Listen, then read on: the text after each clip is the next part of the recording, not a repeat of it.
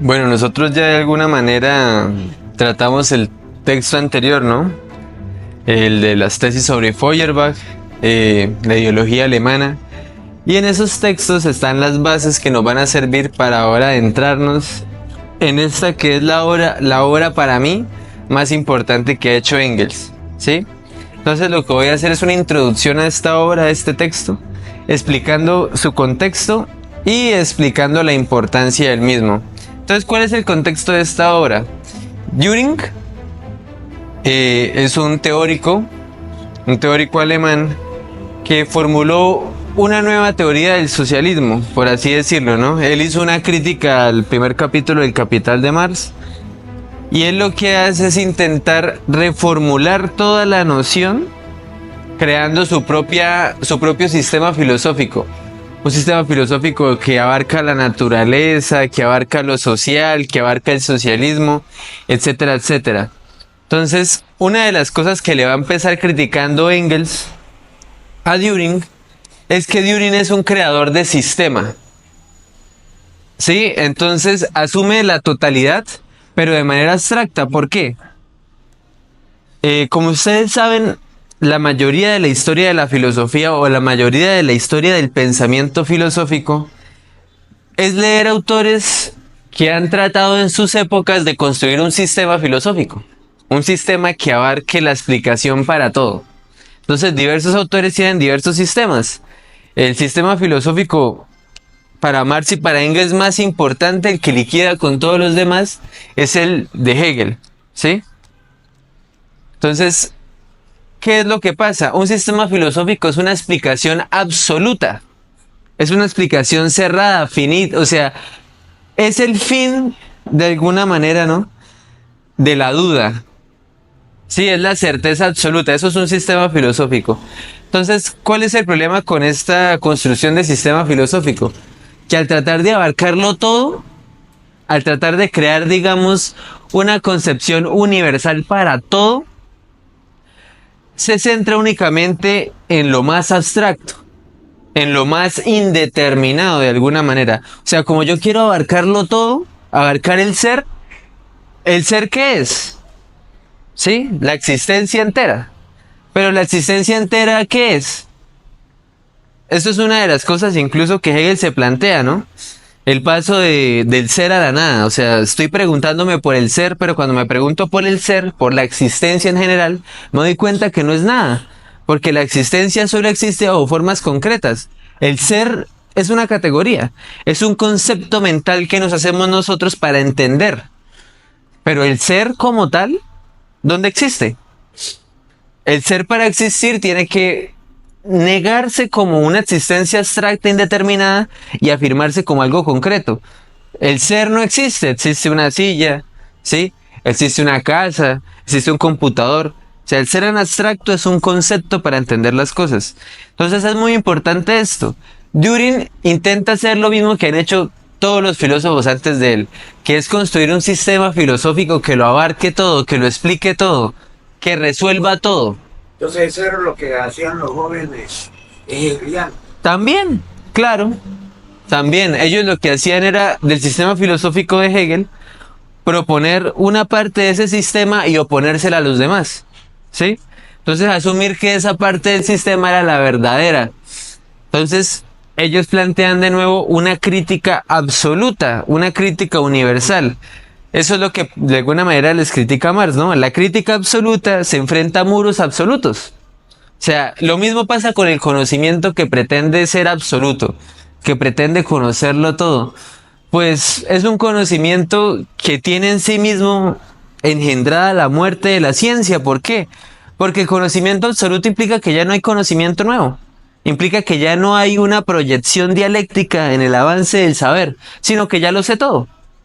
El conocimiento absoluto es la negación de la ciencia, porque implica ya no conocer más. Implica quedarse con unos principios universalísimos a los cuales yo reduzco toda la existencia. Entonces, esto es lo que intenta hacer Dühring, ¿no? Un sistema filosófico que lo abarque todo, que lo explique todo y que explique la situación social y que explique entonces esta nueva corriente socialista, ¿no? Entonces, este primer momento, esto lo dice Engels en el prólogo de la primera edición, es un momento en el que Engels está intentando criticar esta nueva postura socialista, ¿sí? Para evitar que haya una escisión en el movimiento obrero y para de alguna manera poner en orden las ideas generales que ellos ya habían venido construyendo, ¿no? Porque él hace este texto ya cuando El Capital fue publicado incluso. O sea, es una época en la que Engels y Marx ya habían madurado su pensamiento, ¿sí? O sea, esto no es una de las primeras obras, sino más bien una de las últimas obras de Engels. Marx lo ayudó en un apartado. Luego, en el prólogo a la segunda edición, Engels se sorprende porque el libro sigue viviendo, sigue muy vigente, sigue siendo publicado. Pero Dühring ya nadie se acuerda de él. Sí, para la segunda edición Dühring había pasado sin pena ni gloria, nadie lo recordaba. Pero entonces, ¿qué es lo que plantea Engels? Lo importante de esta crítica es que la crítica negativa se hizo positiva. ¿Qué quiere decir esto? Que yo no solamente estoy criticando algo, en la crítica a ese algo estoy contraponiéndole todos los puntos que ese algo está mencionando a los míos. O sea, la crítica negativa se vuelve la exposición positiva de mi punto de vista. La exposición positiva de mi concepción sobre el mundo. Y esto es lo que Engels menciona, ¿no? Como el sistema de Dühring abarca un campo enorme, porque de nuevo, un sistema filosófico tiene en sí mismo como necesidad para hacer un sistema abarcarlo y explicarlo todo. Si no, no es un sistema, si no, no sirve como sistema. Entonces, como lo abarcaba un amplio campo teórico, en la crítica de Engels, Engels siguió en cada campo a Dühring. Entonces, en cada despliegue de lo que plantea Dühring, Engels despliega su punto de vista. Por eso, para Engels este libro es tan importante. De nuevo, la crítica negativa, o sea, la crítica de negar lo que Dühring está diciendo, se vuelve la exposición positiva del punto de vista de la concepción materialista de la historia y de la dialéctica materialista.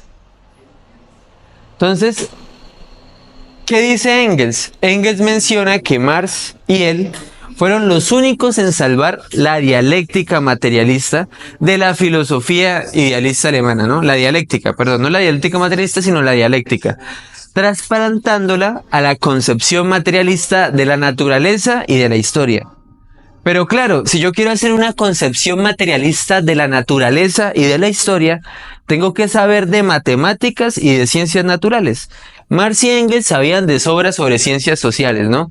Eso, todas las obras que hicieron a lo largo de su vida nos lo demuestran. Pero ellos, como querían de alguna manera estudiar también la dialéctica en la naturaleza, se dedicaron a las ciencias naturales y a la matemática. Marx era un muy buen matemático. Engels no era tan buen matemático, pero se dedicó casi 8 años al estudio de las ciencias naturales. Y es durante ese estudio que él dice, me vi interrumpido por tener que contestarle a Dühring. O sea, él se excusa de que muchas de las categorías científicas que él va a plantear en el anti-Dühring estén o desactualizadas o no sean en los términos correctos, porque de nuevo, para él 8 años estudiando las ciencias naturales no son suficientes, entonces sentía que todavía le faltaba y de alguna manera pidió una disculpa por eso, ¿no? En su necesidad de darle pronta respuesta a Dühring, pues descubrió algunas cosas en ese aspecto, pero igual la exposición que él hace, sobre todo sobre la dialéctica de la naturaleza, es muy interesante. Entonces, ¿qué cosas le criticaba Engels a Hegel, no? Engels le criticaba que en el sistema filosófico de Hegel, lo único que tenía automovimiento era el espíritu. Lo único que tenía desarrollo histórico era el espíritu.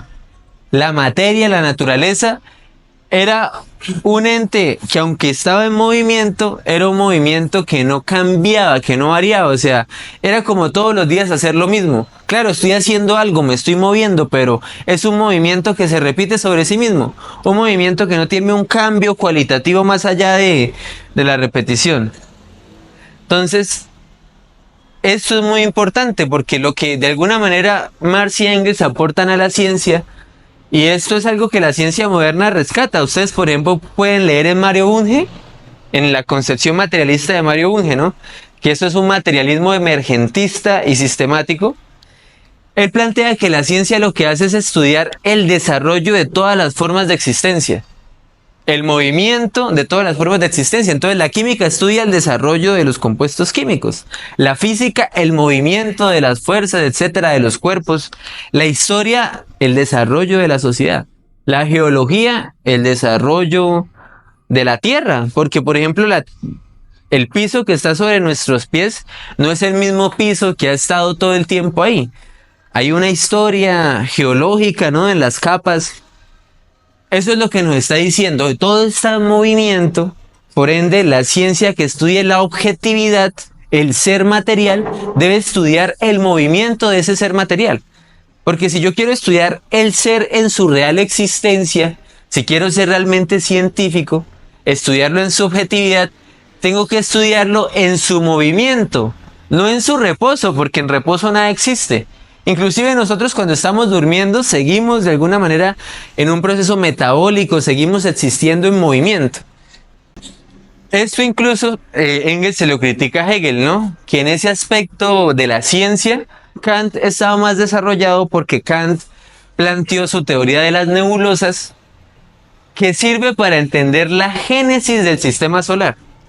En este momento no sé decirles, porque pues yo no soy científico natural, si esta teoría sigue vigente, si esta teoría fue superada, pero uno de los puntos interesantísimos, ¿no?, que aquí plantea Engels, es que uno de los aportes más importantes de los filósofos era su participación en las ciencias naturales. Los filósofos en la antigüedad hacían de todo.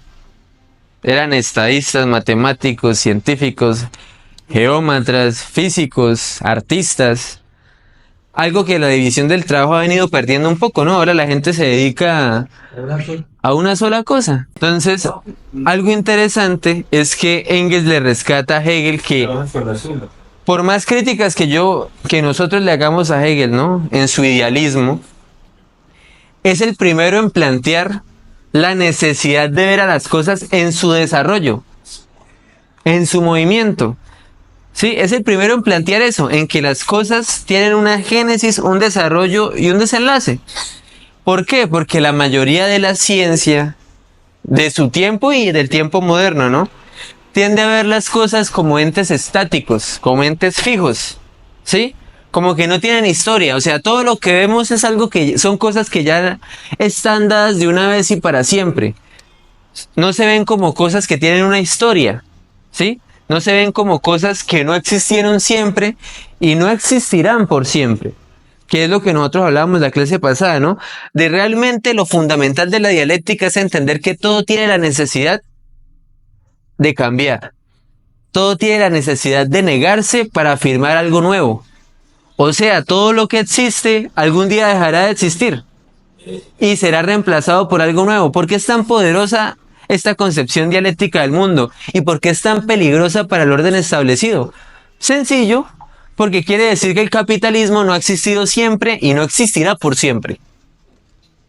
Si lo que viene a reemplazar el capitalismo es el comunismo, socialismo, eso es un debate que hay que dar, ¿sí? Pero la afirmación fundamental acá no es que el futuro sea comunista, sino que el capitalismo tiene en sí mismo su autodestrucción. Ya sea porque destruya el medio natural y nos mate a todos, o ya sea porque genere una revolución social.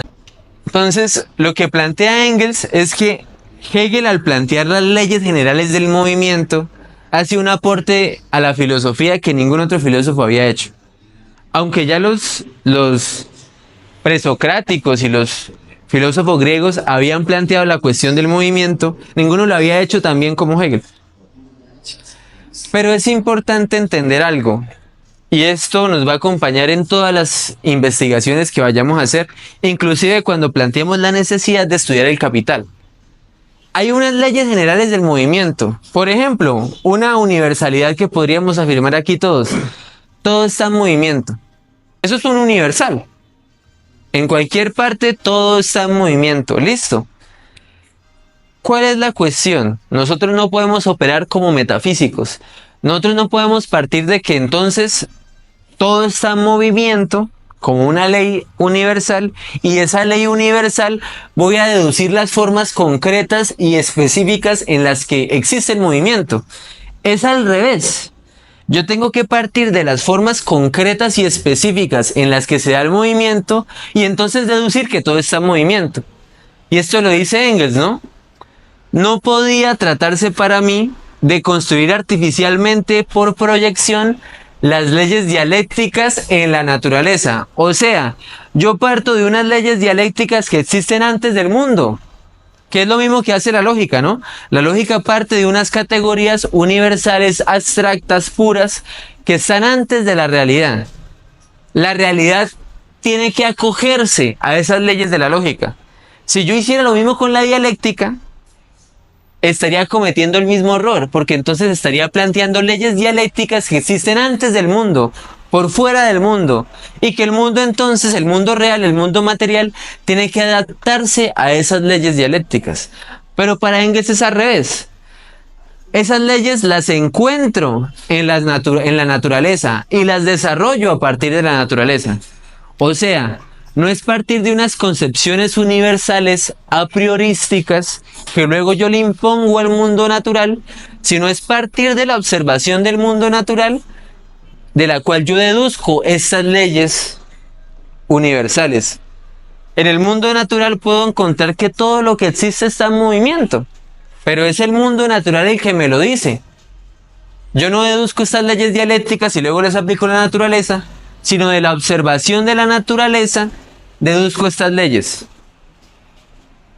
¿Sí ven cómo el movimiento es diferente? Una cosa es partir de la idea abstracta, la idea universal, y tratar de deducir el mundo a partir de esa idea, y otra cosa es partir del mundo real en su desarrollo, y del mundo real y en su desarrollo encontrar los conceptos, construir los conceptos. El camino en el pensamiento es muy diferente. En el uno, yo parto de la abstracción, yo parto del concepto, yo parto del universal. En el otro yo parto de la realidad y a través del estudio de la realidad hago el concepto. Entonces, más quizás el progreso de la ciencia teórica de la naturaleza haga mi trabajo totalmente o en gran parte superfluo. Eso es lo que yo les decía, ¿no? Engels plantea unas cuestiones, pero él de nuevo es muy consciente, muy científico, ¿no? De la dialéctica en todas las cosas, inclusive en su pensamiento. ¿Qué quiere decir esto? Que lo que yo digo que es cierto hoy, en 100 años, por el desarrollo de la industria y de la ciencia moderna, puede ser falso. ¿Qué es lo que pasó? Inclusive a la burguesía le encanta decir, no miren todas las barrabasadas que Engels escribió en la dialéctica de la naturaleza, que ninguna corresponde con la ciencia moderna. Claro, y es que así debe ser. ¿Por qué? Porque Engels está vaticinando la propia dialéctica de lo que él está diciendo. Todo lo que existe merece perecer, inclusive mis ideas. ¿Por qué? Porque todo está en un constante movimiento. Si ustedes, generaciones futuras, no corrigen lo que yo estoy diciendo, entonces no hubo ningún progreso. ¿Sí? El punto de leer a Marx y a Engels no es de alguna manera repetir como dogma lo que ellos dicen, sino hacerles honor y entender el proceso dialéctico del mundo. Bueno, las leyes generales del capitalismo seguramente son las mismas. Y nosotros en nuestro desarrollo cada vez podemos conocer más cosas acerca del mundo. Por eso el conocimiento científico, de alguna manera, inclusive en ciencias naturales, a veces no se puede universalizar, porque siempre está la posibilidad que el desarrollo positivo de la capacidad de conocer el mundo a través de herramientas, instrumentos, teorías, nos permite conocer nuevas cosas. Y eso es muy importante. Quizá el progreso de la ciencia teórica de la naturaleza haga mi trabajo totalmente o gran parte superfluo. Eso es algo que él quería. ¿Sí? O sea, es positivo que lo que yo digo quede obsoleto. ¿Por qué? Porque está demostrando el proceso dialéctico del mundo. El mundo cambia. Bueno, las concepciones teóricas sobre el mundo deben cambiar. Y eso es lo fundamental. Eso es hacerle honor de alguna manera a estos autores. Poder estudiar el mundo moderno en el cual nosotros vivimos y sacar nuestras propias conclusiones. La revolución impuesta a la ciencia teórica de la naturaleza por la mera necesidad de ordenar los descubrimientos puramente empíricos que se acumulan masivamente es tal que tiene que llevar a conciencia hasta de los empíricos más recalcitrantes el carácter dialéctico de los procesos naturales. ¿Sí? Entonces, esto Marx y Engels lo van a repetir una y otra vez en sus textos. Ojalá que las generaciones futuras sean aún más críticas con nosotros de lo que nosotros somos con las generaciones de nuestra época. ¿Sí? Pero, ojo, ese discurso lo han cogido muchas ramas de los diversos tipos de marxismo para entonces justificar que hay que falsear a Marx y a Engels, ¿no? En esta necesidad de superarlos y de refutarlos, entonces lo que hacen es falsearlos. Ojo, nosotros no podemos hacer eso. Honrarlos de alguna manera es atender a lo que ellos dijeron, tal cual lo dijeron. ¿Sí? Y si vamos a criticar a Marx y a Engels, critiquemos a Marx y a Engels según Marx y Engels, no según un autor u otro autor. ¿Sí? Y no hay que criticarlos según lo que pensaban, sino según las formas reales, los objetos reales que nosotros vayamos estudiando. O sea, yo al Capital de Marx no puedo pretender oponerle una obra teórica de economía política. Yo al Capital de Marx le opongo mi conocimiento sobre el mundo real, sobre el capitalismo en el cual yo existo. O sea, a la teoría le opongo los hechos. Eso es lo que hace de alguna manera un materialista. Entonces, esto en el ámbito de la ciencia natural, ¿no? Engels en su exposición de alguna manera explica por qué el socialismo. O sea, por qué se da de alguna manera esta corriente del pensamiento, ¿no? Y la explica de una manera muy sencilla. El socialismo moderno es producto de la conciencia de las contradicciones de clase. O sea, la opresión genera la conciencia del oprimido de que está siendo oprimido. ¿Sí se entiende? La violencia genera la conciencia sobre la violencia. La opresión genera la conciencia sobre la opresión. La enajenación genera la conciencia de que estoy enajenado. Entonces el socialismo moderno, para ellos, es la conciencia de que hay unas contradicciones de clase. La forma en la que ese socialismo va a resolver esas contradicciones es lo que va a especificar ante qué socialismo estamos tratando, ¿no? Porque hay socialismo utópico, o sea, la contradicción de clase la soluciona de manera utópica, y el socialismo científico, ante esas contradicciones reales de la sociedad, ¿sí? Las resuelvo de una manera científica, no de una manera utópica. Pero la forma inmediata en la que se expresa ese socialismo, de alguna manera, no es las condiciones materiales de existencia de la clase obrera, sino las ideas ilustradas de los franceses. Igualdad, fraternidad, libertad. La igualdad ya no solamente era abolir los privilegios de clase, que la aristocracia tuviera privilegios sobre la burguesía. La igualdad ahora era abolir las clases en sí mismas. Sí, o sea, el socialismo moderno en un primer momento se vio como la continuación de esas ideas radicales de la Francia ilustrada. Los grandes hombres que iluminaron en Francia las cabezas para la revolución, en Puerta obraron ellos mismos de un modo sumamente revolucionario. Y esto es algo que Marx le elogiaba a la burguesía. No reconocieron ninguna autoridad externa, del tipo que fuera. Lo sometieron todo a la crítica más despiadada. La religión, la concepción de la naturaleza, la sociedad, el orden estatal, todo tenía que justificar su existencia ante el tribunal de la razón o renunciar a su existencia. Esto es lo que implicó la Ilustración, ¿sí? Por ejemplo, por eso podemos leer a filósofos como Kant que plantean la mayoría de edad de la humanidad en la Ilustración. O sea, es el sometimiento de todas las instituciones a la razón. ¿Por qué tiene que haber un rey? ¿Por qué tiene que haber una teocracia? ¿La iglesia tiene que intervenir en los asuntos de Estado? Todas estas cosas fueron sometidas a duda. Todas estas cosas fueron sometidas a la crítica más despiadada. Nosotros podemos leer incluso en Voltaire. No sé si lo estoy pronunciando bien. una de las frases más interesantes, ¿no? Que la libertad iba a llegar cuando el último rey fuera destripado con las fuera ahorcado con las tripas del último arzobispo, ¿sí? Así de una manera súper fuerte, o sea, era una crítica a todo. La razón sobre el dogma religioso. La razón sobre el poder absoluto. Esa es la crítica que vienen a hacer los ilustrados. Era la época en la que, como dice Hegel, el mundo se puso a descansar sobre la cabeza. Porque lo que empezó a mandar fue la razón, ¿no? Primero en el sentido de que la cabeza humana y las proposiciones descubiertas por su pensamiento pretendieron valer como fundamento de toda acción y toda asociación humanas. O sea, todo tenía como fundamento la racionalidad. Todo tenía que estar justificado a través de la racionalidad.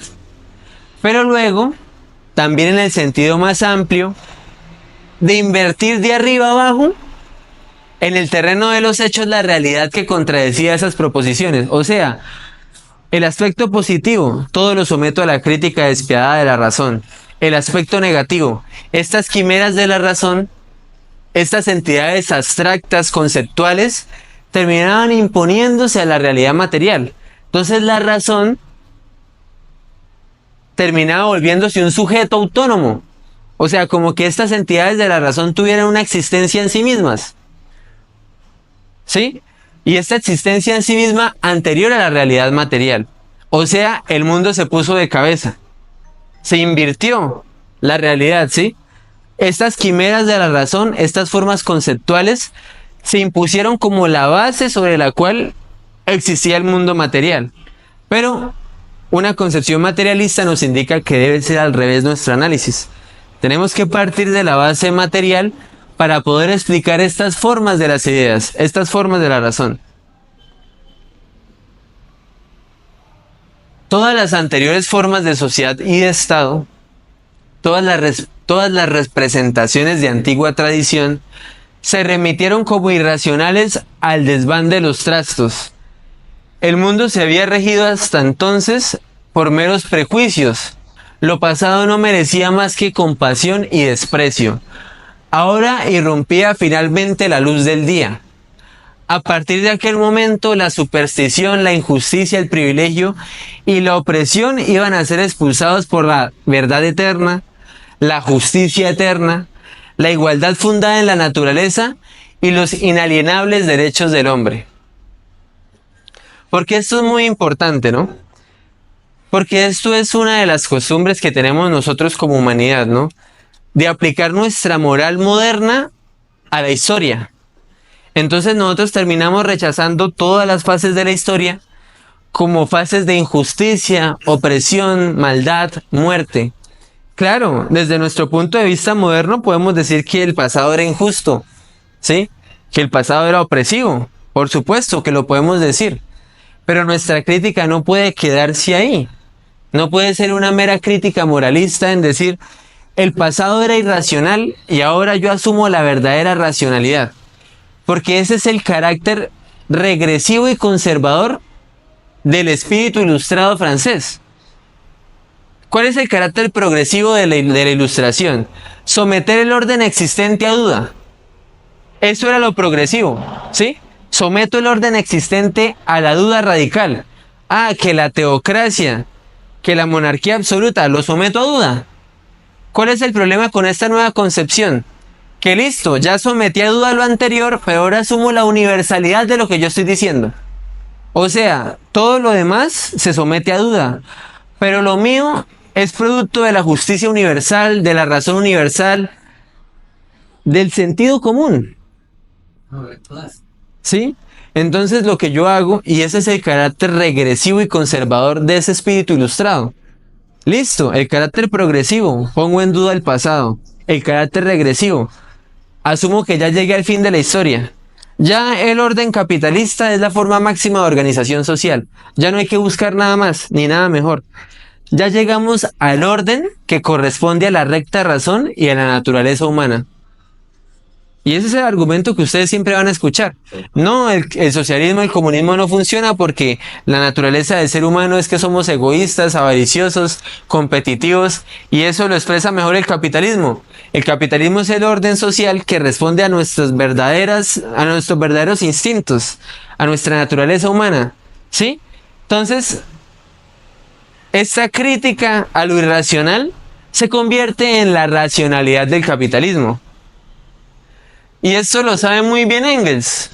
Por eso él más adelante dice, hoy sabemos que aquel reino de la razón no era nada más que el reino de la burguesía idealizado, que la justicia eterna encontró su realización en los tribunales de la burguesía, que la igualdad desembocó en la igualdad burguesa ante la ley, que uno de los derechos del hombre más esenciales se proclamó la propiedad burguesa, y que el estado de la razón, el contrato social rusoniano, tomó vida y solo pudo cobrarla como república burguesa democrática. Los grandes pensadores del siglo XVIII, exactamente igual que todos sus predecesores, no pudieron rebasar los límites que les había impuesto su propia época. ¿Sí? Entonces, claro, esta recta justicia era la justicia de la burguesía. Estos derechos inalienables, universales, absolutos, eran los derechos de la propiedad privada, la libertad de empresa, etcétera, etcétera. O sea, ¿cuál es el problema con estas concepciones del mundo, no? Claro, describen lo que el mundo es. Estamos en una sociedad capitalista. Eso es cierto, ¿cierto? Eso es totalmente cierto. ¿Cuál es el problema? Que ellos lo que dicen es que esta sociedad es la única sociedad posible. Porque si nosotros dejamos a los agentes económicos sin intervención, los agentes económicos por necesidad propia van a crear un sistema capitalista. O sea, como si el capitalismo fuera algo natural a todos los seres humanos. Como que está ahí en nuestro ADN. El cuento del egoísmo, de la naturaleza egoísta. Sí, entonces el capitalismo se expresa así, de alguna manera, como el orden social que responde a la razón. Y claro, es totalmente racional. Yo produzco para satisfacer mis necesidades de consumir, buscando mi propio beneficio, y en ese propio beneficio pues yo pongo en movimiento la producción y entonces beneficio al otro porque le produzco pan para que coma, etcétera, etcétera. Es un discurso, es una racionalidad. El problema es que se presenta como lo universal, como la absoluta, como la verdad eterna. Y es ahí donde la dialéctica entra a ser tan poderosa, porque la dialéctica te dice, no, esto que tú me estás diciendo como verdad universal solamente es cierto en este momento histórico. Cuando cambie la realidad material, pues van a cambiar estas concepciones que nosotros en este momento pretendemos universales. Ellos dicen que ese es el mejor mundo de todos los posibles, el mundo capitalista. Ajá. Y así opera la ciencia social moderna. Lo que hacen es formalizar los concretos históricos, o sea, las formas concretas en las que existe la sociedad, la formalizan en universales y en ahistóricos. Ah, bueno, entonces, por ejemplo, la sociedad capitalista hace que los sujetos inmersos en esta sociedad nos comportemos de manera egoísta y siempre estemos buscando, inconscientemente o no, nuestro propio beneficio. Eso es una verdad. Sí, eso nadie lo va a negar. Eso nosotros lo hemos notado en nuestras relaciones humanas con nuestra familia, con nuestros amigos, inclusive entre camaradas. También podemos ver cómo los mismos individuos están expresando la sociedad en la que viven. Cómo intentan ser oportunistas para lograr puestos, para tener mejores condiciones económicas. Son expresión de la sociedad que los produce. Nosotros lo vemos ahí en esas decisiones individuales. ¿Qué es lo que pasa? Ah, bueno, entonces la ciencia moderna va a decir, ah, miren, si yo hago un estudio, la mayoría de los individuos se van a comportar de manera egoísta. Y como la ciencia moderna es del fenómeno, ¿qué tanto se repite? Ah, hice el experimento y de 90 estudios, en el 99% de los casos, la gente se comportó de manera egoísta, individualista. ¿Qué quiere decir eso entonces? Ah, que el individualismo y el egoísmo es connatural a todos. Y eso desde un punto de vista científico, yo podría decir que es cierto. Claro, yo hago el experimento. Pero o sea, lo que yo trato de decir es que, por ejemplo, una de las cuestiones que planteó Hannah Arendt, ¿sí? Era ver cómo la maldad en los seres humanos era algo banalizado, ¿no? Entonces, ella cita un experimento donde contrataban a un actor para hacerse pasar de que recibía unas descargas eléctricas. Entonces, ¿el experimento en qué consistía? Uno cogía a alguien de la calle y le decía, mire, usted lo que tiene que hacer es apretar un botón y bajar una palanquita. Cuando baja la palanquita, aumentan los voltios. Cuando aprieta el botón, hay una descarga eléctrica. Nosotros vamos a estudiar cómo se comportan los sujetos ante esta descarga. Entonces a usted lo ponen en un espejo donde se supone que la otra persona no lo puede ver a usted. Usted puede ver a la otra persona. Y entonces el científico le dice, aprieta el botón. Aprieta el botón. Es un actor. No hay ninguna red eléctrica conectada. Pero entonces le indican, apretó el botón. ¡Ah! ¿Sí? Hace la actuación de que recibió una descarga eléctrica. Entonces la persona le dice, súbale el voltaje. Le sube el voltaje, aprieta el botón y aprieta el botón. Ah, la persona se queja todavía más, no sufre. Súbale el voltaje, aprieta el botón. O sea, ese experimento que demostró, ¿no? De 10 personas, 8 subían el voltaje al máximo y apretaban el botón porque les decían que lo hicieran. Entonces, ¿qué dijo Hannah Arendt de eso, no? Si nosotros aplicamos la ciencia, la estadística, pues nos damos cuenta que ante un experimento controlado, la mayoría de los experimentados se comportó de la siguiente manera. ¿De cuál manera? Que como alguien le ordenó que le aplicara una descarga eléctrica que podía matar a esa persona, lo hizo. Yo voy a asumir y deducir que la gente tiene una facilidad para hacer cosas malas por seguir órdenes. Mire, hay una cosa. Nosotros debemos entender que la defensa de la propiedad privada, para poderlo lograr, solo se puede a través de una dictadura de la oligarquía y de los capitalistas. Vivimos bajo una dictadura permanente y constante, pero como explica Press, nos hacen creer en el retrato social, nos hacen creer en los medios, mientras están asesinando niños allá, mientras roban la bomba allá, hacen un concierto, mientras hacen todo eso. Eso lo están haciendo. Eso no es genocidio, lo están haciendo de manera descarada. Entonces, vivimos constantemente. No se puede defender la propiedad privada sin aplicar la lucha de clases. Por eso la Unión Soviética, la conclusión que se nos llegaba a decir, ya que más adelante es que se define en el 20 Congreso que ya no se va a aplicar la dictadura del proletariado y ya no va a haber lucha de clases. O sea, va a haber la paz. Ese es el mundo. En eso consiste. Mientras que el capitalismo dice que va a acabarse la lucha de clases y ya no van a aplicar la dictadura de la oligarquía o del capitalismo. No, sigue y es permanente y es constante. En Perú no lo estaba haciendo la señora de Salina Duarte, no la está haciendo, sí. En Ecuador no la están haciendo también. Bukele. Bueno, en otras partes todo eso. Entonces, nosotros creemos que en el capitalismo no existe la dictadura, que porque la oficialicemos, la reconozcamos y la planteemos y vemos la necesidad de aplicarla. Porque nos venden la idea de que la dictadura la ejerce un individuo. Entonces, como cada 4 años se cambia, no hay dictadura. Pero Esos son factores que hacen ellos. Claro, como que la dictadura de clase es una imposibilidad. Entonces, sí. Entonces, son factores de que la dictadura es permanente y constante. No se puede vender la propiedad. sistema la dictadura. Pero, a ver, haciendo un paréntesis, ¿no?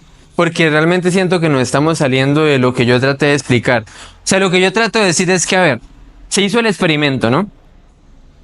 De 10 personas, 8 apretaban el botón porque les decían que lo hicieran. ¿Ustedes qué pueden deducir de eso? Desde un punto de vista de científicos sociales. A ver, pongámonos... Que el humano es perverso y maléfico cuando acepta la orden del otro. Listo, y esta fue la conclusión, la banalización del mal, ¿sí? O sea, como que nosotros en nuestra naturaleza teníamos esa facilidad de cometer cosas horribles porque otro nos lo decía. Y que no está actuando inconscientemente. Pero si nosotros somos materialistas, consecuentes, nosotros decimos, ey, espéreme aquí un momento. Usted me está ante una cosa histórica, me está planteando que es una manifestación de algo natural. O sea, nosotros en nuestra naturaleza tendemos a seguir órdenes y por ende somos capaces de hacer los peores actos más atroces porque alguien nos dijo que lo hiciéramos. Si nosotros nacimos en una sociedad que nos enseñan a seguir órdenes, que desde niños nos bombardean para seguir órdenes, Miren lo que sucedió ahí. entonces la pregunta es, Principio de obediencia. según la respuesta, ¿no? La pregunta es, ¿lo naturalizamos? Ese experimento lo naturalizamos, entonces decimos el ser humano es perverso y malo porque miren, de 10, 8 hicieron eso, o lo problematizamos según su necesidad histórica. Ah, estamos en una sociedad donde desde niños nos enseñan a seguir órdenes y por eso de 8 de 10 personas de esta sociedad van a apretar el botón. Sí, porque porque nos han metido la idea que hay que aceptar y hacer lo que la orden que nos dan. Los superiores. Entonces, ahora que ya entendimos ese ejemplo, vámonos con la cuestión del capitalismo. Supongamos que hacemos el mismo experimento, pero que el experimento ya no es apretar un botón, sino tomar una decisión en un juego con diferentes competidores, ¿sí? Una decisión que puede o beneficiarme a mí o beneficiarlos a todos. Y supongamos que en ese juego la mayoría de las personas deciden beneficiarse ellos mismos. Ustedes han visto en estas dinámicas grupales, ¿no? Que hay juegos donde se beneficia la cooperación y se de alguna manera rechaza el individualismo. La primera ronda de ese juego todos son individualistas, ¿sí o no? Hasta que entienden cuál es la dinámica y entonces por beneficio empiezan a ser colectivistas. Pero la primera ronda del juego todos son individualistas, todos. Entonces, ¿qué podemos decir? Si nosotros somos científicos, vulgares, en el juego, en el experimento, 9 de cada 10 individuos actuaron de manera egoísta. ¿Qué puedo decir entonces? Que es natural del ser humano ser egoísta. Explico el sistema porque Ajá, exacto. Es que esa es la cuestión, o sea, Quiero decir lo siguiente, porque si nosotros intentamos aplicar esto en un contexto, por ejemplo, de guerra, en la guerra no hay posibilidad de sentarnos a establecer si yo cumplo o no cumplo la orden que se me ha dado. Porque el problema inmediato es que si yo no la cumplo, muy posiblemente lo que va a ocurrir es que vamos a perder la guerra. Entonces, por ejemplo, en ese contexto no aplicaría la excepcionalidad. Es decir, en ese contexto no hay lugar para democracia participativa, porque la situación que estamos enfrentando es una situación de acción y de cumplimiento de órdenes. Ahora, William, cuando terminamos el anterior video, planteaba otro contexto. Decía, bueno, pero es que en ese periodo de transición que se ha dado a llamar dictadura del proletariado, hay un momento en donde tampoco es posible sentarnos a debatir si la orden que se ha dado merece ser cumplida o no. Porque William decía, no, es que hay momentos donde hay que actuar y esa actuación lleva a que un grupo de personas van a sufrir una sanción, un castigo, que en muchos casos es la eliminación física, que era lo que planteaba hace un rato, que era lo que veíamos con respecto a Stalin. Entonces, en ese contexto, la obediencia más que un defecto vendría siendo una necesidad. Entonces, en esos contextos diría yo, este experimento pues quedaría un poco cuestionado. o sea, Porque en las reglas en las reglas de la guerra o en la doctrina, pues la doctrina militar, de todos modos hay unas cosas que de antemano se establecen. Entonces, pues si hay una doctrina donde no se van a asesinar civiles, pues eso ya está establecido en una orden que contraviene el pleno combate, que no, que es que el capitán, estamos aquí en estas refriegas, y ese orden de esta gente, ya está establecido que eso es una orden, y no es que lo cogen caliente, es una cosa que ya es por doctrina militar, no se puede hacer, sí, o sea, no, que después no venga la excusa de que fue como en caliente, que yo tuve que obedecer, no, ya hay cosas establecidas de antemano.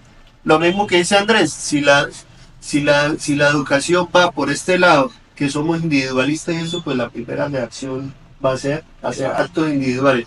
Si la educación previa dice, debemos trabajar en colectivo, pues las primeras reacciones del juego ese será, vamos a trabajar en colectivo, porque es algo que se nos inculcó. exacto, o sea, Por ejemplo, lo primero que tocó Jaime, lo de caliente y todo. Ahí tenemos el ejemplo de los falsos positivos. Fue una orden de Estado, Claro. una orden militar. Sí, no fue una cuestión. Sí. Pero o sea, lo que yo trato de explicar con estos ejemplos, por ejemplo, ¿no? La cuestión de seguir órdenes, etcétera, más allá de, bueno, si en la guerra se aplica o no, es el hecho de que nuestros comportamientos tienen una explicación social, no una explicación natural biológica, que es el problema de la ciencia social, burguesa sobre todo, que ha planteado es la ideología. ¿Por qué? Porque lo que hacen es naturalizar el modo de producción capitalista. De esos 10 experimentados, 9 fueron egoístas. Entonces, ¿yo qué digo? El ser humano es egoísta por naturaleza. Entonces, ¿yo qué concluyo?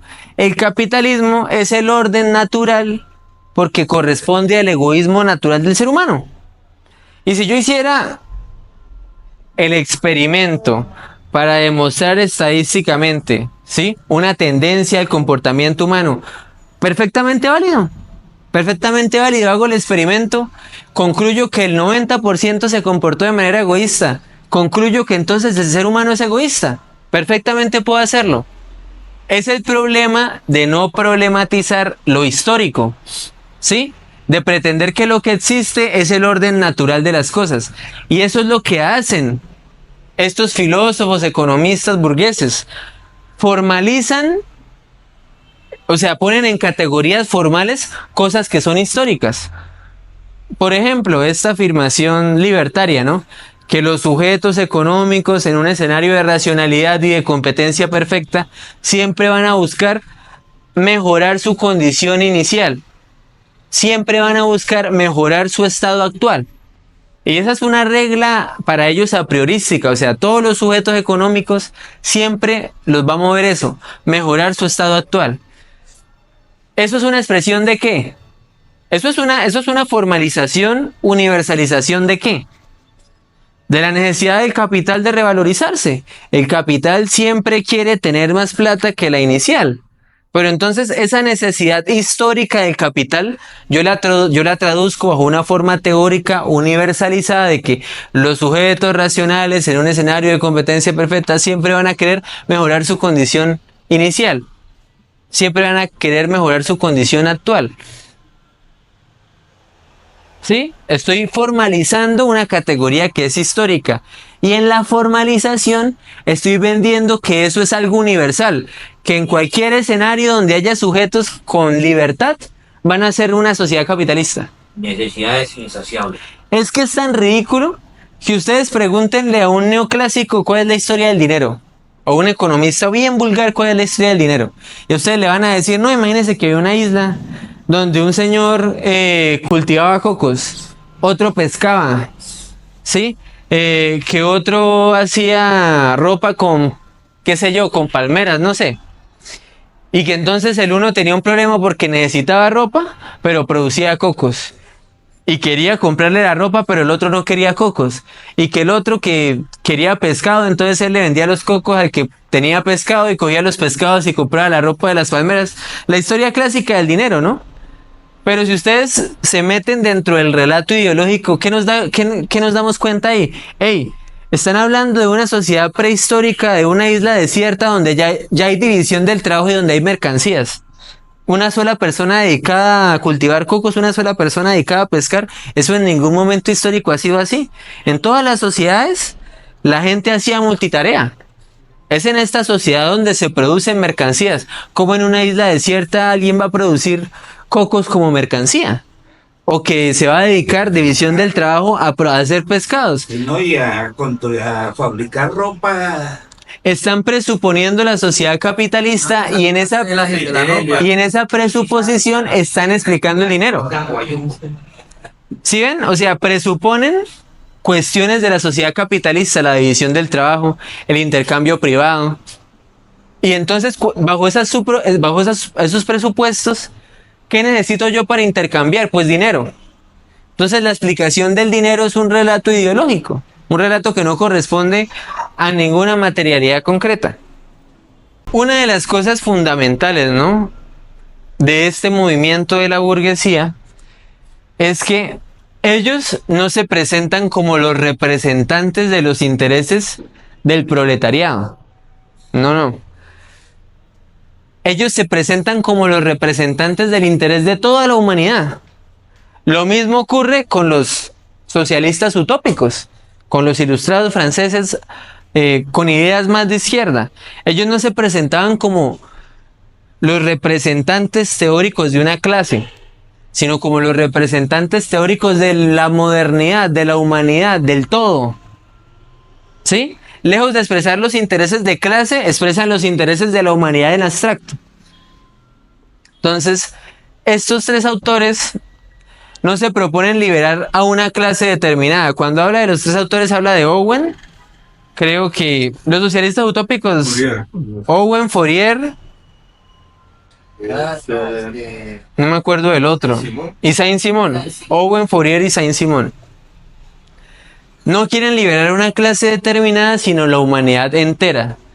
Como aquellos quieren implantar el reino de la razón y de la justicia eterna, pero su reino es abismáticamente diverso del de los ilustrados. ¿Por qué? O sea, ¿cuál es el problema de este socialismo utópico? Pasa lo mismo que con la burguesía. Echo al traste el feudalismo pasado y afirmo la universalidad del capitalismo. Ellos hacían lo mismo, echo al traste el capitalismo pasado y afirmo la universalidad de este socialismo utópico. Entonces, reemplazo el reino de la razón capitalista por el reino de la razón socialista. La justicia eterna capitalista por la justicia eterna socialista. ¿Sí? Entonces, también el mundo burgués instituido según los principios de aquellos ilustrados ha resultado irracional e injusto. O sea, la crítica al capitalismo es por irracional y por injusto. Y por eso acaba en la olla de las cosas recusables. Exactamente igual que el feudalismo y que todos los anteriores estados sociales. O sea, ellos explican el cambio en la sociedad porque el sistema anterior era injusto e inmoral y la gente se cansó y entonces hubo una revolución. O sea, como si fuera una cuestión de voluntades, un voluntarismo, ¿no? Como si fuera una cuestión de ideología. Esta situación es muy injusta y como ahora percibimos que es injusta, la cambiamos. Entonces ellos que plantean, como la sociedad capitalista también es irracional y también es injusta, pues va a ser cambiada por otra sociedad. El hecho de que no hayan dominado aún en el mundo la verdadera razón y la verdadera justicia, o sea, la razón socialista y la justicia socialista, se debe simplemente a que no se los ha conocido hasta ahora correctamente. Ha faltado sencillamente el genial individuo que ahora se presenta y descubre la verdad. Y el hecho de que se presente ahora y ahora precisamente descubre la verdad no es algo que se siga necesariamente de la conexión del desarrollo histórico. No es un acontecimiento inevitable, sino puro caso afortunado. Igual habría podido nacer hace 500 años y entonces habría ahorrado a la humanidad 500 años de error, lucha y sufrimiento. Aquí Engels está de alguna manera ridiculizando esta concepción, ¿no? De que el cambio viene de que alguien tiene que pensar en la idea, en esa idea magistral, en ese sistema filosófico máximo, donde nos descubra a todos la irracionalidad del capitalismo y la verdad de la fraternidad, del amor, de la igualdad, etc. ¿Sí? O sea, está planteando la lucha ante esa infantilidad. De pensar es que el capitalismo es irracional, es injusto, es inmoral, es malo, es feo, no me gusta. Entonces la sociedad va a cambiarlo porque es malo. Pero es que el punto no es una crítica moralista. El capitalismo no es malo y ya. Hay que explicar por qué. Y hay que ver en el movimiento del capitalismo las potencialidades para su propia abolición. Que es que eso es uno de los errores que mucha gente comete, ¿no? Que cuando uno dice, no, que el capitalismo crea las propias condiciones de su destrucción, uno está diciendo que la gente no tiene que hacer nada y que entonces el capitalismo por sí mismo se autodestruye. Por espontaneidad. Por espontaneidad, así que el capitalismo en sí mismo... El capitalismo no significa eso, hay que empujarlo. ¿Cuál es el problema de eso?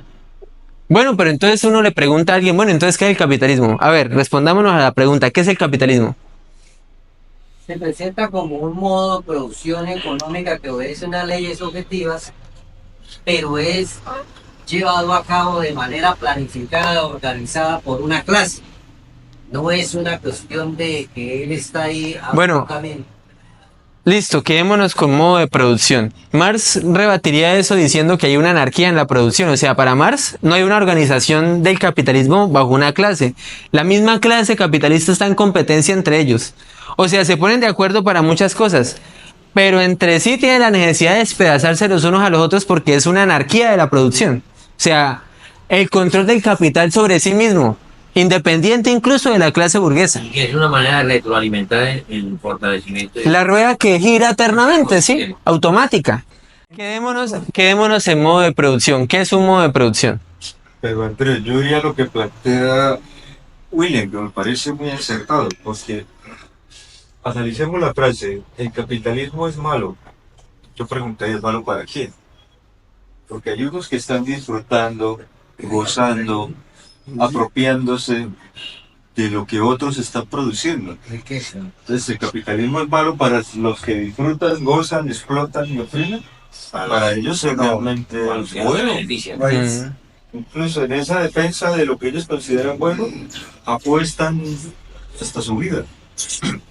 Entonces el asunto es, lo que plantea William ahí es que la ética no es universal.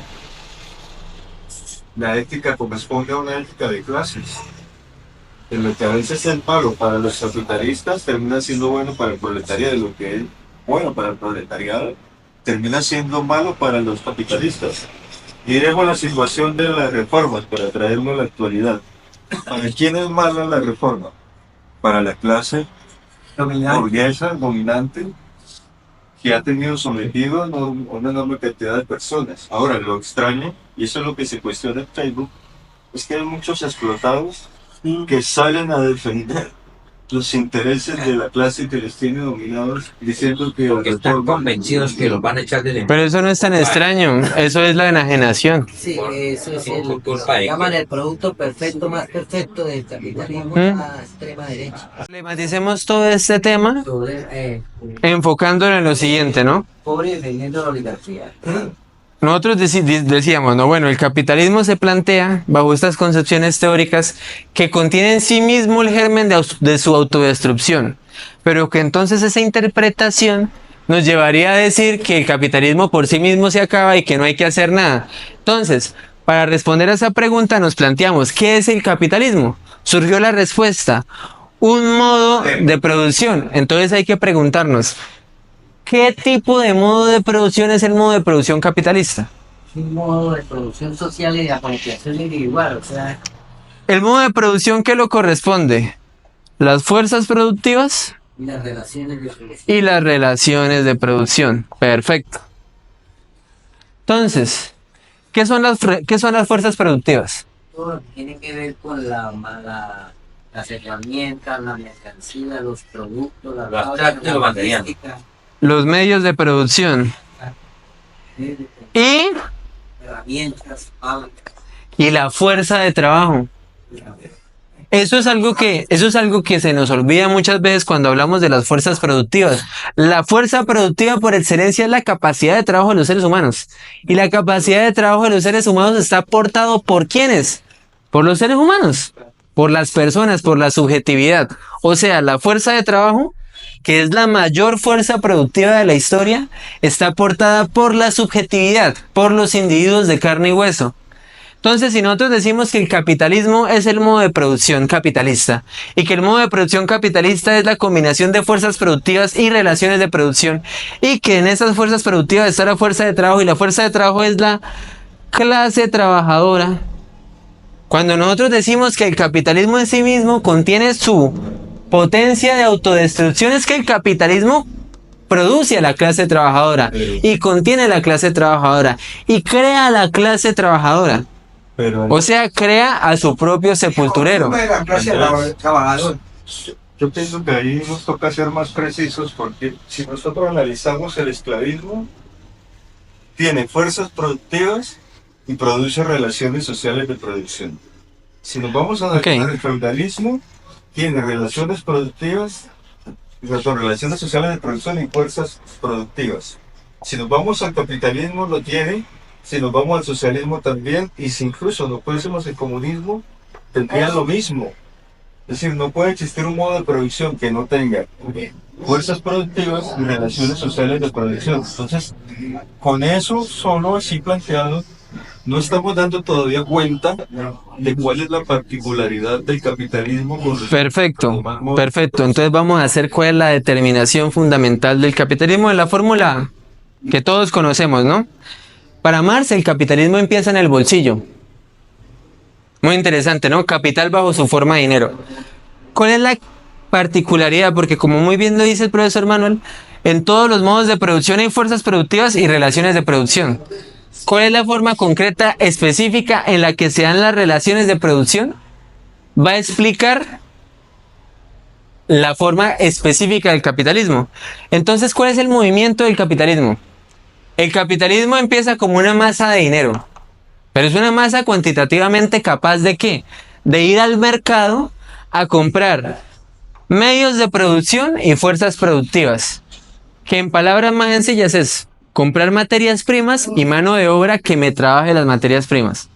Entonces, esta masa de dinero pasa a la circulación y se transforma en medios de producción y fuerza de trabajo. Esta mercancía pasa de la circulación a la producción. ¿A la producción de qué? De más mercancías. ¿Sí? O sea, medios de producción, fuerza de trabajo, en el proceso orgánico de producción de capital produce mercancías. Estas mercancías vuelven a la circulación, al intercambio, al mercado, y se transforman en dinero. Entonces, si se dan cuenta, el proceso de capital tiene como génesis el dinero y como fin el dinero. ¿Cuál es la diferencia entre ese ciclo? El movimiento del ciclo. Una diferencia cuantitativa. Que la cantidad de dinero al finalizar el ciclo tiene que ser mayor que la cantidad de dinero inicial. Si no es mayor, no es un proceso capitalista. No acumula ni reproduce capital. Esta necesidad es lo que da todo el movimiento en la historia y en la sociedad capitalista. Perdón, en la historia de la sociedad capitalista. Y el capitalista es el dueño del modo de producción. Ajá. Entonces, Puede pagar la fuerza de trabajo. entonces miren esto tan importante. Cuando nosotros decimos que el capitalismo contiene en sí mismo cobrar al capitalista un arriendo por usar la tierra. O sea, el capitalista le iba bien, el terrateniente cobraba duro. El capitalista le iba mal, el terrateniente igual cobraba su parte, su cuota. O sea, son intereses contrapuestos. Y esto es de alguna manera lo que nos quiere decir Engels cuando nos plantea el socialismo. El socialismo surge de la conciencia de esos intereses contrapuestos. Este modo de producción en este movimiento necesariamente produce fuerza de trabajo, clase trabajadora. Esa clase trabajadora en ese movimiento se da cuenta de ¿qué? De que es un medio para la revalorización del valor, que es un medio para el capital, que su existencia solo tiene sentido, validez y justificación si existe para el capital y como capital. Y eso los economistas modernos se lo dicen a uno sin ningún descaro. ¿Cuáles son las categorías de los economistas modernos? Capital humano. Yo estoy muy de acuerdo con esa categorización. Me parece que es la categorización más científica que han hecho ellos en su intento de ciencia. Le están diciendo ahí a uno lo que uno es. Usted es humano, o sea, tiene derecho a participar de la humanidad, o sea, tiene derecho de participar de la producción de la sociedad en la medida en la que usted sea capital, en la medida en que usted sea fuerza de trabajo. O sea, en la medida en la que usted cumpla un rol en este proceso, es que usted es ser humano. Por eso le dicen capital humano. Y eso es lo que uno es. Uno es capital humano. Uno es humano en la medida de que sirva a este proceso. Si uno deja de servir a este proceso, ¿qué pasa? Desechado. ¿Qué pasa el día en el que ustedes no hagan plata? No produzcan valor. Producir y consumir. ¿Qué pasa si ustedes no producen valor? Si ustedes no producen plata, ¿qué pasa? estamos excluidos No de se la... come, no se pueden pagar el arriendo. Usted entra a ser fuerza de trabajo sobrante. Esa es la peor barbarie. ¿Por qué? Porque el capital le está diciendo que usted para ser ser humano tiene que servir al capital. Usted deja de servir a este movimiento, deja de tener derecho a ser ser humano, Pierde la razón de ser humano. y a usted nadie tiene que venir a quitarle el derecho a ser humano. A usted nadie llega con una pistola a decirle, deme su humanidad. A usted se muere literalmente dejándolo ser. O sea, la libertad de morirse de hambre. Nadie viene a matarlo a uno. Nadie viene a condenarlo a uno a la pobreza. El mismo sistema hace que uno solito, sí, caiga en esas garras y termine mal. Laboralmente queda uno muerto. Entonces, exacto. Entonces miren que si uno no reproduce esta relación, si uno no reproduce esta necesidad, uno no puede existir como ser humano. ¿Sí? Uno no puede existir como humanidad, Ni sobrevivir. ni sobrevivir. La humanidad, el arte, la ciencia, la cultura, el cine, la ropa, todos los productos de la ciencia, de la arquitectura, etcétera, etcétera, todos están mediados por el dinero. Para yo acceder a esto tuve que comprarlo. Pero Andrés, ahí hay que hacer otra claridad porque resulta que habría que establecer cuáles son los elementos que nos permiten diferenciar cuál es la clase trabajadora o proletaria de cuál es la clase capitalista. Ah, listo. Si una persona es propietaria de medios de producción, es capitalista. Si no es propietaria de medios de producción, no puede ser capitalista. Y esto para cuestionar, por ejemplo, esta idea que así como hay aciertos, hay desaciertos. Así como hablas de capitalismo humano o de capital humano, también podríamos hablar de la idea de clase media.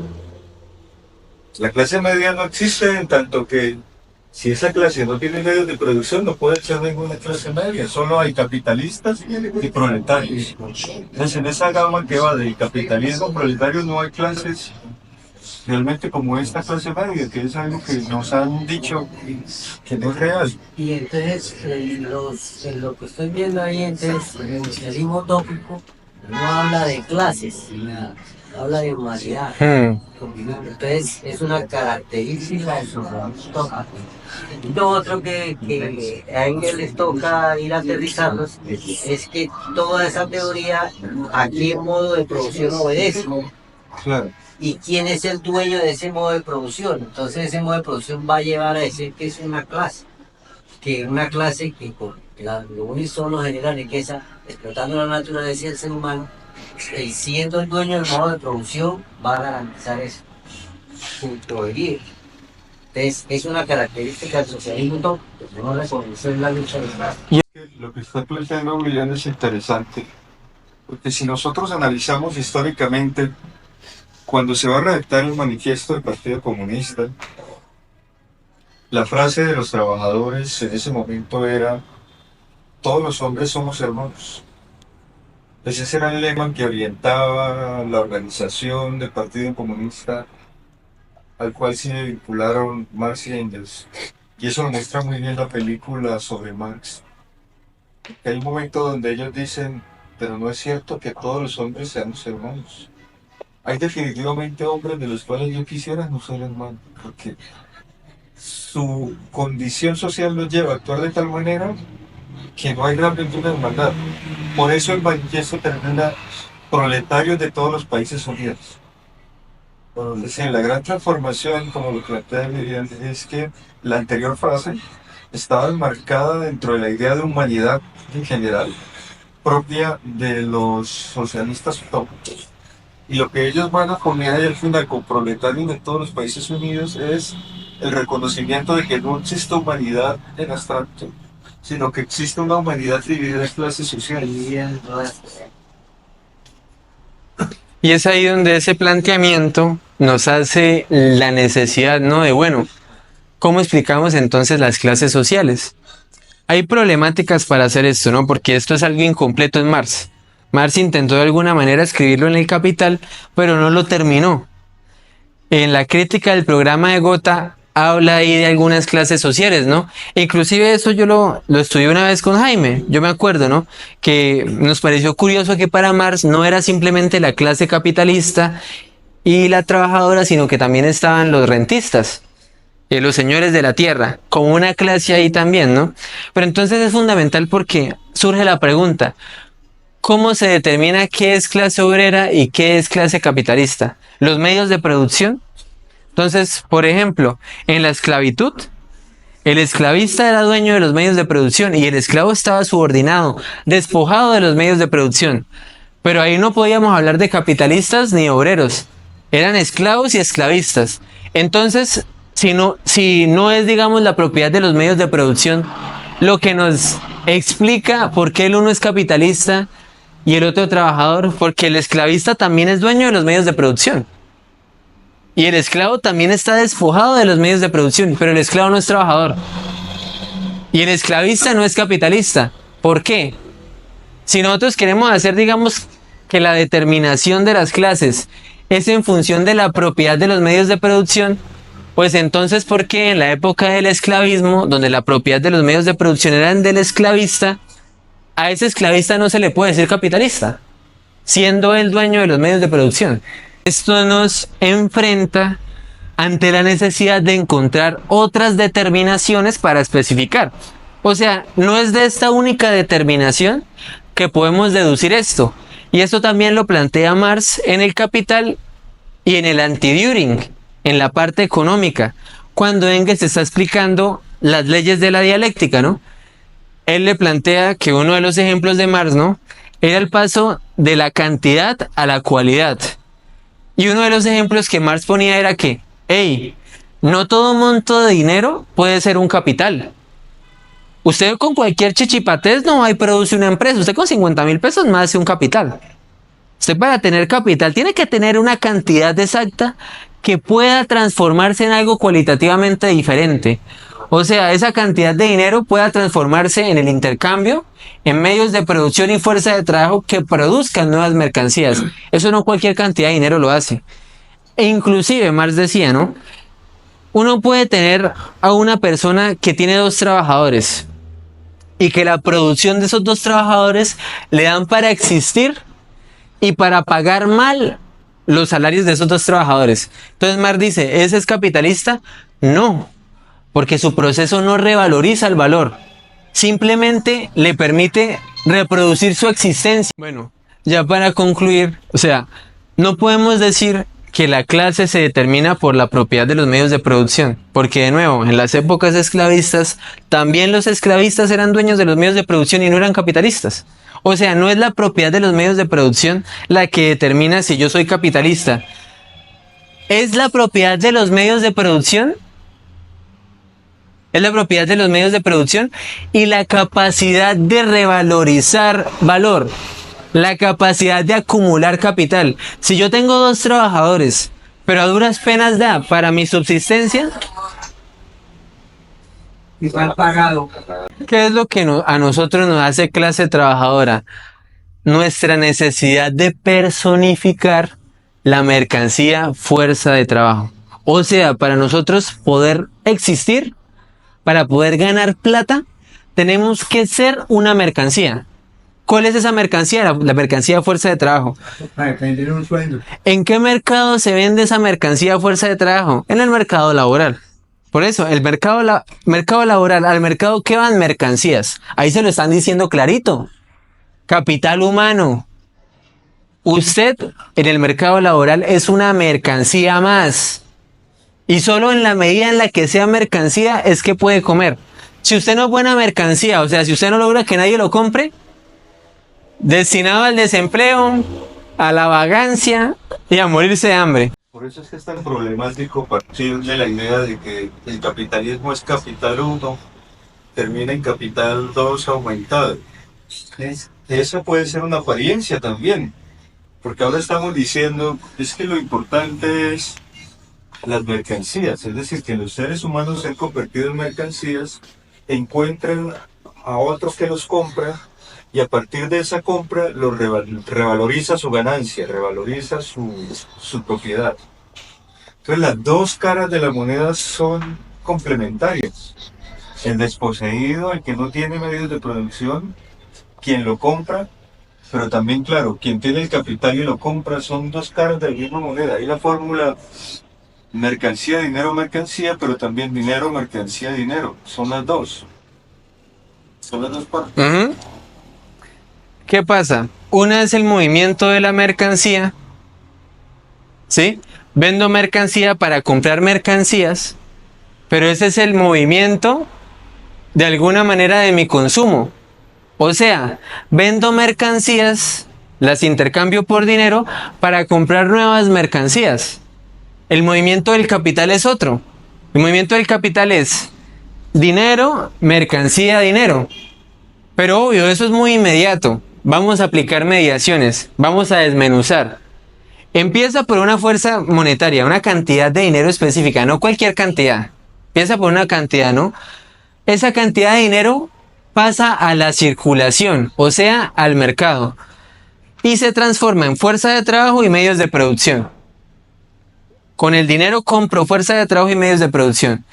Esto lo saco de circulación y lo meto a producir. Lo meto en la producción. ¿A producir qué? Mercancías. Estas mercancías las saco de la producción, las vuelvo a meter a la circulación. ¿Y qué me concluye? Dinero aumentado. Este es el movimiento del capital. Y vemos cómo en este movimiento, ¿qué parece aquí? El movimiento del dinero. ¿Sí o no? Porque el inicio es el dinero, el fin es el dinero. Y como muy bien dice el profesor Manuel, esto puede ser una apariencia, y lo es. ¿Por qué?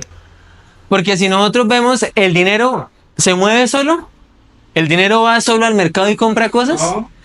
Este dinero es personificado por un capitalista, una persona de carne y hueso, que como persona entra al mercado como sujeto de derechos a hacer un contrato. Sí, un acuerdo de voluntades, ¿con qué? Con otra persona, con el trabajador. E incluso ese capitalista hace contratos con otros vendedores. Sí. Pueden ser otros capitalistas. Contratos de compraventa.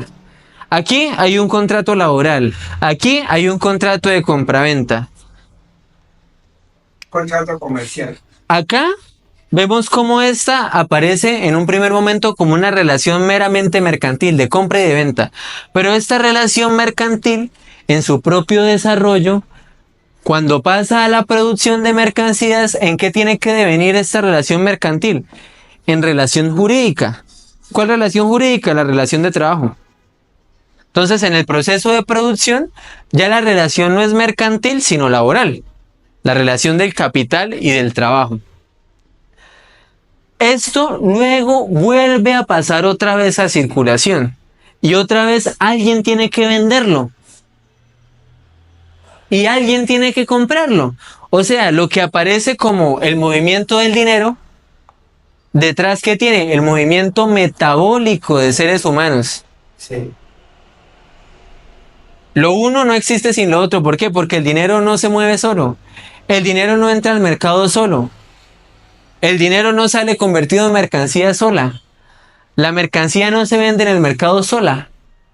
Esta mercancía implicó fuerza de trabajo, desgaste biológico de músculo y neurona, energía. ¿Sí? Esta es la materialización de la energía, energía humana, corporal, biológica, mental, fisiológica. O sea, esto es un proceso biológico, pero es un proceso biológico enajenado en el dinero. El protagonista, ¿esto qué es? Esto es la vida social. Piensen en que ninguna unidad productiva opera alejada de esta ley. No puede vivir en sociedad sin eso. Toda unidad productiva opera con esta ley, para lo que sea. Que yo voy a producir muebles. Inicio con un capital inicial, consigo trabajadores, consigo medios de producción, las herramientas, los insumos, fabrico los muebles, los vendo en el mercado a un precio mayor. Cualquier unidad económica que produzca panes, cualquier cosa.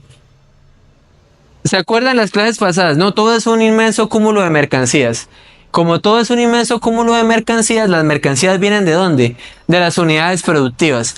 Todas las unidades productivas operan bajo esta ley. O sea, esta ley que se presenta como el movimiento del dinero, en realidad es el movimiento de la vida social enajenada en el dinero. Sí, pero, La vida social enajenada en el capital. pero yo vuelvo al mismo punto, porque si nosotros escuchamos el discurso de estos señores del Centro Democrático que hoy estaban aquí en Bucaramanga haciendo campaña, la idea de ellos es que el motor fundamental de la economía son los burgueses, son los empresarios, porque son los que ponen en juego su dinero para comprar fuerza de trabajo.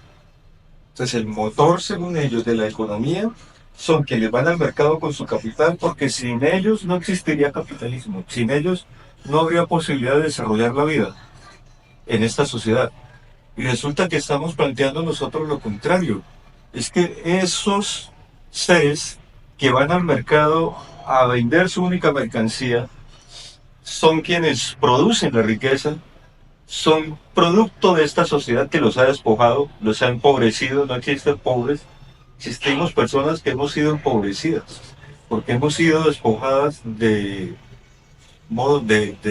fuerzas productivas. Pero yo diría entonces, el primero que se presenta al mercado es el despojado. El despojado que compra el capitalista, pero no es el capitalista quien va inicialmente al mercado a poner en juego su dinero, porque si no tendrían razón estos señores diciéndonos a cada rato, si suben el salario, pues no van a haber capitalistas que vayan al mercado a comprar esa fuerza de trabajo. ¿Qué diría? O sea, ¿qué diría yo? Dice que el que produce también compra. Es que, Está tocando mano. a ver, lo que dicen estos economistas no es que sea falso de golpe, sino que es una verdad a medias, una verdad incompleta. Ellos dicen, no, mire, el motor de nosotros es el capitalista porque él pone el capital. Pero, hey, vamos de nuevo al movimiento del capital, ¿no?